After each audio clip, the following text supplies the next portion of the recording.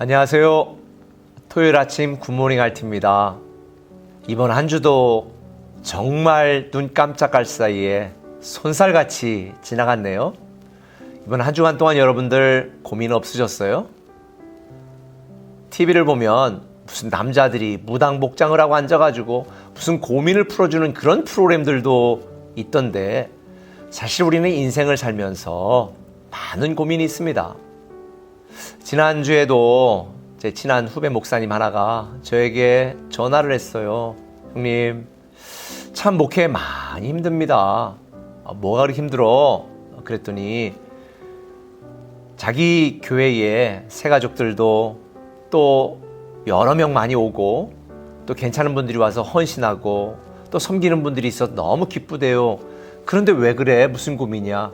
그런데 형님, 한 교인이, 목자급인 한 교인이 자꾸 교회에 대해서 불평을 이야기하고 불만을 이야기하는데 그 목원들이 어떻게 이래도 되는 거냐고 연락이 왔대요. 내용이 뭐냐? 그랬더니 그런 새로운 사람들, 열심히 하는 사람들을 결국은 시기 질투하는 거예요.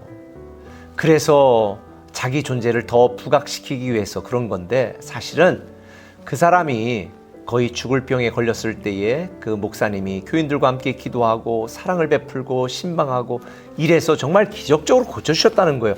아니, 그러면 더 감사해야지. 왜 그래? 그랬더니 오래전에 교회 문제를 일으키고 나간 사람과 계속 같이 교제하면서 그 사람이 영향을 받았는지 자기는 목사님이 잘못되면 그걸 바로잡아주는 역할이라고 이러면서 자꾸 교회에 비판하고 불만을 이야기하고 다른 사람 시기 질투해서 문제의 소지가 되는데 이거 어떻게 해야 될지 모르겠다고.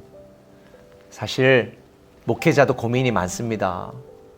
최선을 다하여 교인을 사랑하고 교회를 세우려는 열심으로 살아가는데 이런 목회자의 본심을 알아주지 못하고 오해하고 비판하고 비난받을 때 너무 고민이 되지요. 사실 이 고린도 후서도 사도 바울이 쓴 다른 서신서와는 다르게 바울의 인간적인 감정적인 표현들이 구체적으로 표현되어지면서 바울이 얼마나 고민이 많았고 속상했는지 우리는 고린도 후서를 통해서 알 수 있습니다. 특별히 고린도서 오늘 본문에 보면 내가 내 목숨을 걸고 목회했다는 걸 고백하지요. 또 4절에 보니까 내가 마음에 큰 눌림과 걱정이 있어 많은 눈물로 너에게 썼다. 이러면서 내가 많은 근심이 있다, 고민이 있다. 근데 너에게는 그런 고민과 근심이 되지 않길 내가 원한다. 이러면서 자기의 감정적인 마음의 깊은 이야기까지 고린도 교회 성도들에게 하는 것을 보게 됩니다. 우리는 인생을 살면서 참 고민이 되고 속상할 때가 많습니다. 어제 말씀드린 것처럼 사도 바울이 고린도에 가지 않은 것은 성도를 아끼는 마음 때문이다 라고 24절에 보니까 나와 있어요. 그런데 고린도 교인들은 이걸 오해하고 이런 사도 바울의 교회를 사랑하고 성도를 위한 마음을 오해하고 자꾸 힘들게 하고 비판하고 있으니까 사도 바울이 너무 힘든 거예요. 특별히 사도 바울은 오늘 이렇게 이야기합니다. 24절에 우리가 너희 믿음을 주관하려는 것이 아니요 오직 너희 기쁨을 돕는 자가 되려 함이다. 사도 바울이 말하는 건 그거예요. 우리는 너희 믿음을 주관해서 이래라 저래라 이러려고 하는 것이 아니다. 우리는 너의 기쁨을 돕는 자다라고 이야기합니다. 사실 교회 안에서도 문제가 생기고 가정에서, 직장에서도 문제가 생기는 이유가 뭘까요? 많은 사람들이 자기 마음대로, 자기 생각대로 다른 사람을 주관하려고 하기 때문입니다. 가정에서도 마찬가지죠. 제가 우리 자녀 교육에 대해서도 이야기하는데 부모들이 지식이 있고 경험이 많기 때문에 자녀들에게 이래라 저래라 이야기할 수 있습니다. 그러나 자녀들이 본인이 하고 싶은 것, 본인이 되고 싶은 거를 이야기한다면 부모는 안 돼, 그거 안 돼 이렇게 말하면 안 돼요. 물론 아이들이 어릴 때는 가르쳐야 되지만 최소한 고등학교 이상 되어서 본인 인생을 꿈꾸고 계획하면서 부모님이 예를 들어서 너 공무원 해라, 안정된 직업이 최고야 그랬을 때 아닙니다. 저는 이런 부분에서 이렇게 한번 도전해보고 모험해보고 싶습니다. 네가 세상 몰라서 그래, 안 된마, 이러면 안 된다는 거죠. 저는 지금까지 인생을 살면서 제 인생 사명 중에 저는 하나님이 아내에게 주신 모든 은사와 가능성, 재능, 그 비전을 이루도록 돕는 자가 된다. 또 자녀들에 대해도 마찬가지예요. 저도 자녀들이 이렇게 됐으면 좋겠다, 저렇게 됐으면 좋겠다라고 하는 소망이 있고 이야기한 적이 있지만, 그러나 본인들이 결정해서 살아가는 그 인생에 대하여 저는 돕는 자지 제가 주관하는 자가 아닙니다. 우리가 인생을 살면서 항상 우리는 돕는 자로 살아야 된다고 저는 생각을 해요. 교회 안에서도 마찬가지죠. 저도 오래전에 그런 사람이 있었습니다. 주의 종은 하나님 앞에 무릎 꿇고 하나님이 심판하시는 거예요. 그런데 교인들이 목사님이 목회 잘못할까봐, 목사님이 또 특별히 문제 일으킬까봐 나는 바로 잡아준다. 이거는 잘못된 생각이에요. 목사인 저도 마찬가지입니다. 저는 교인들을 좌지우지하는 목회를 하지 않습니다. 제가 상담을 해도 여러 방향과 대안은 제시하지만 이렇게 하십시오 라고 강요하지는 않아요.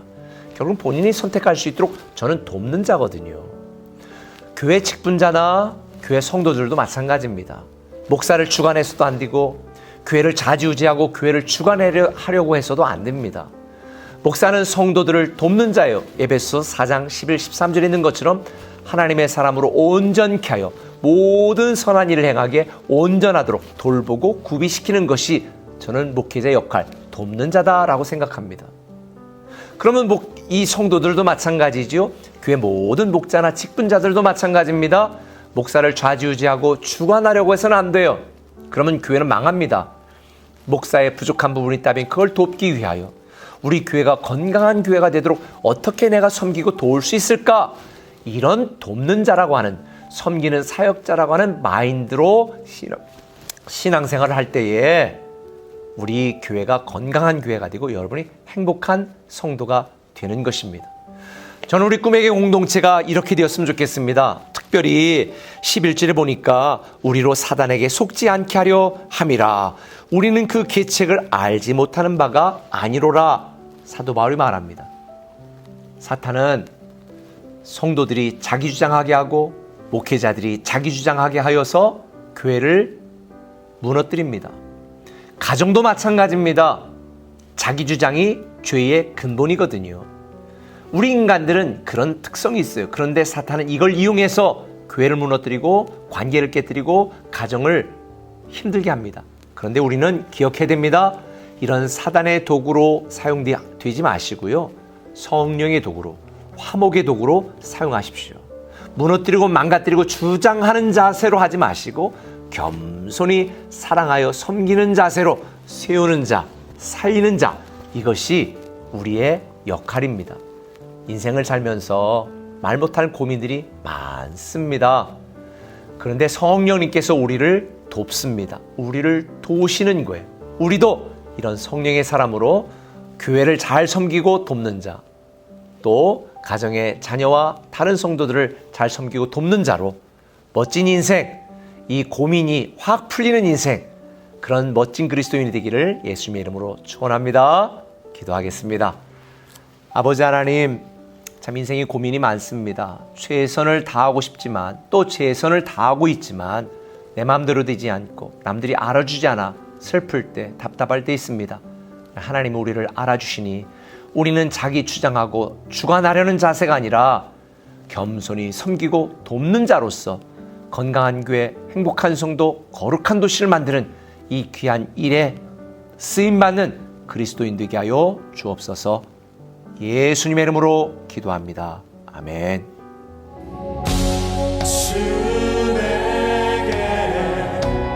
복 주사 너를 지키시며 은혜 베푸시는 주의 얼굴 널 향하사 평안 주네.